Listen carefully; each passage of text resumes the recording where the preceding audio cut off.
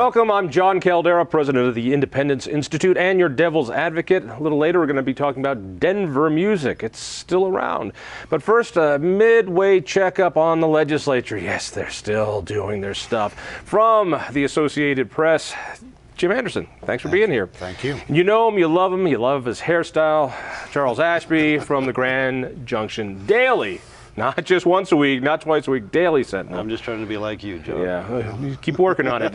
It's testosterone that causes this, baby. That's what I tell everybody. Nobody believes it. But I was in a debate with Bill Owens over Ref C, and they were doing the makeup, and he gave me one of those blank grins, you know, the kind of blanketing grin. And I said, Governor, you know it's testosterone that makes you, makes you bald. And he said, too bad the same thing will keep you from ever using it. He was quick. He was quick. Yeah. Still is. All right, let's talk a little bit. Let's go over here first. The story of the whole session has been one idea, it seems, the hospital provider fee. Right. This idea that what we're going to do is take what has been labeled a fee, even though there's no enterprise there, and turn it into an enterprise. Exactly. A couple of checkbooks, we're going to call that an enterprise. That way it takes all this tax money, which is called a tax in every other state and by the federal government, this hospital provider tax in Colorado called a fee, take it off the books so that we have more money that the budget can grow. Exactly. And not give a table refund. This is Hick's big deal. So far, it's not going anywhere. It hasn't. It's been a huge deal from the very beginning. Hickenlooper and his party leaders in the legislature.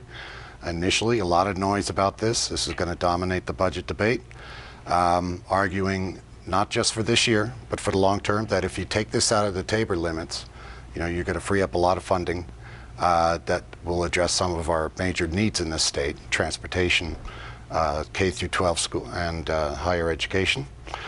And it's gone nowhere since then. Because we have a split legislature. We're going to hear a lot about it.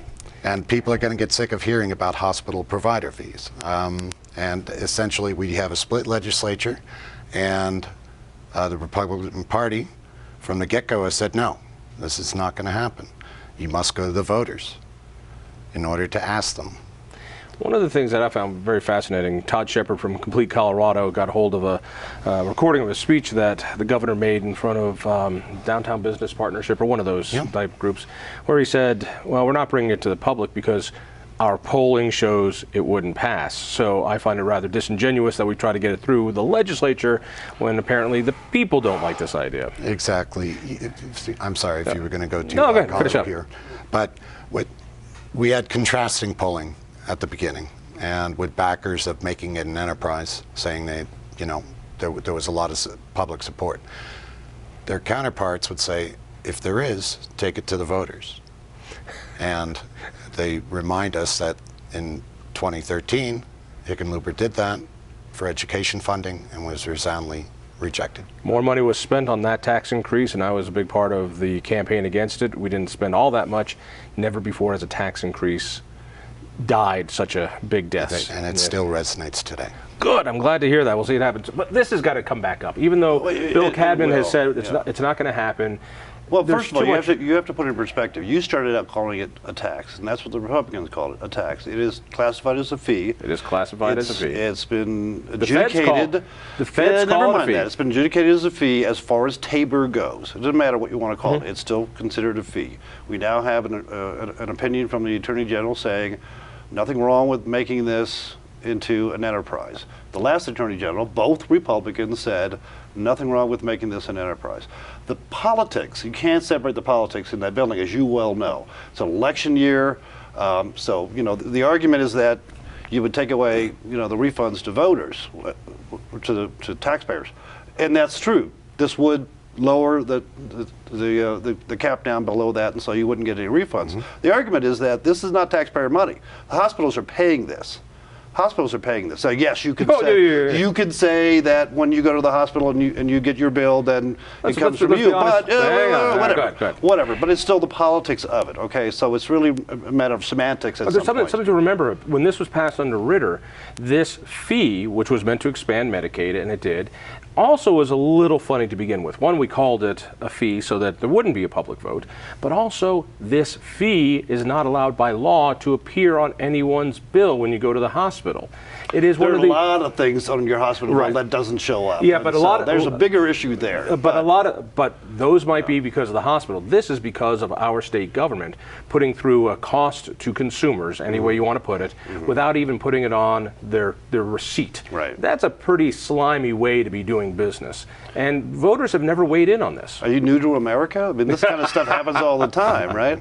The truth is, it's really not that much money. We're really only talking about $350 million. Yeah, that's all. Even though, well, it's in the grand scheme of things for transportation needs, you can't even finish I-70 for that. But you know, you're only talking about the refund. When you're talking about how much will be pulled over and stuck into this enterprise. Right. And by the way, I'm talking about how much they're going to free up in the budget, because that's how you started. That's why it's not going to go anywhere, because the politics of it is just too convoluted. And we ought to keep in mind that what's 350 this year, but what's going to be pulled over is going to be close to $850 million, and that's going to grow pretty and it's going to substantially. continue to grow. Right. And so there's that aspect of it. But the truth is, and everybody agrees, even the Democrats agree, that this is a Band-Aid. This still isn't going to fix the problem, which is why they're going to the ballot to ask for all the money that the state collects above the cap, and so pretty much eviscerating Tabor, except that the voting on a tax.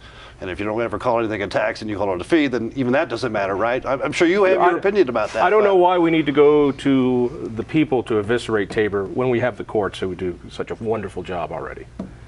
And editorializing. Your words. All right, so I could see a possible compromise popping out here on the hospital provider fee. One of the things that the governor had offered was an issue last year that had come up, the Republicans had proposed, was bonding for transportation roads. It was like up to $4 billion. I don't know if you remember what it was, but and he said that I'll go with you on some of that if you go with me on some of this, which is really actually kind of borderline illegal because you're not supposed to vote trade, but never mind. A little horse trading going on. So maybe maybe there's some window there. I really don't think so, because I think the Senate President Bill Cadman and Minority Leader Brian Dale Grosso have pretty well drawn a line in the sand saying, no, I don't see us going there. Do you see any possible compromise? Well, I can say that there are talks going on, and I know Dickie Lee Hollinghorst, the Speaker of the House, will be introducing a bill,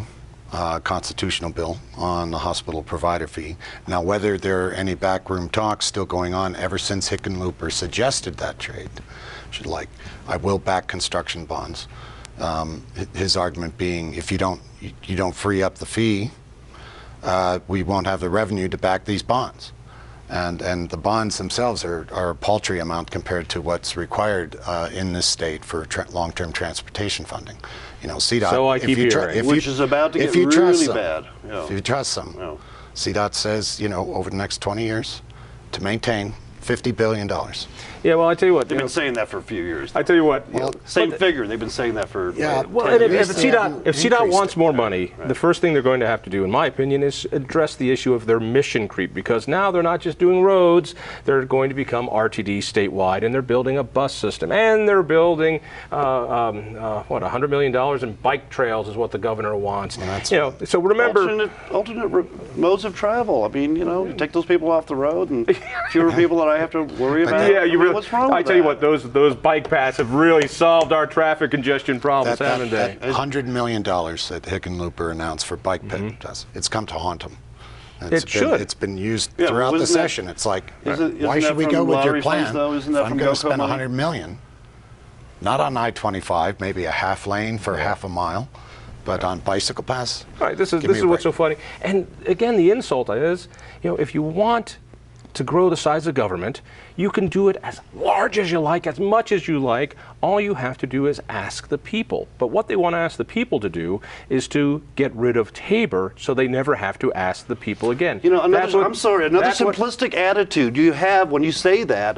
Whenever they go to ask the people, the Republicans immediately come out and say, oh, you can't ask them. You're just going to raise taxes. And then you just oppose everything all the time. It's total BS when you keep doing that. You're like, yeah, ask the people. But you never want them to to ask the people. They kill the bill before you can ask the people. That's what they do. What I your might, brethren. No, I'm sorry. Your people. Hang on. The problem, own up to them. The problem is when they don't just ask to keep the change. Last year, there was a vote on marijuana taxes. Can we keep the change? They said yes. The people said yes. Fine, that's the way the system works, and that's good. Right. But what you have with referendum C was a way to recalculate it and expand permanently the floor of the budget, which was a permanent jacking up of the size of government. Of course, that's what it was Well, intended to be. And with what Dan Ritchie is doing now and what the hospital provider fee is doing now, they're all end runs around simply asking to keep the change. These are moves to destroy But Tabor. they are, in that sense, Dan Ritchie is asking the people. He's asking the people to destroy Tabor. Well, they're going to the voters to ask. Okay, whatever. But they're still going to the voters to ask the people. But it's just like you talk about the hospital provider fee and saying how bad that is.